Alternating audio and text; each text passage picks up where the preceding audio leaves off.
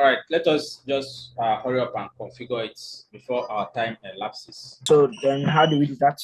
So just go to your start menu. You see it as the recent installed app. Then click on run as admin. Just come down to more. Sir. Yes? Sir, it's not sharing. I can't see what you're saying. Okay, how do I now share my start menu? Can the start menu be shared?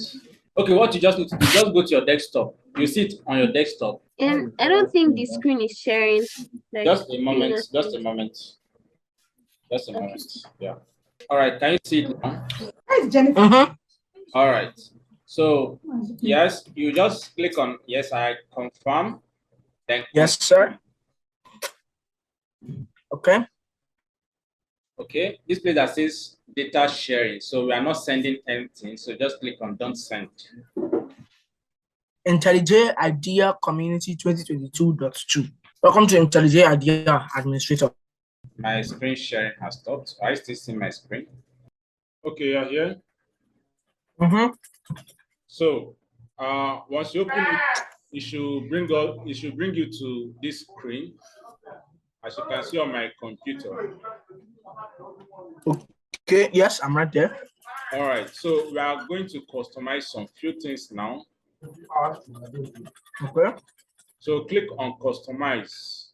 So have you clicked it? So you see where they say color theme. So you can select the color theme that you want to use. All right, but I always want it dark, so I'm going to go with this color or whatever it is. Okay. Then you can also sync your color theme with your operating system. So, but I'm going to leave mine as this. Then your font, I'm going to increase my font to 18. All right, so that it's bigger. Is that okay? I'll keep mine at 14. I'll keep mine at 14 because I'm okay with that. All right, so whatever works for you as font, you can use that. Okay. I think that is basically what you have to do here.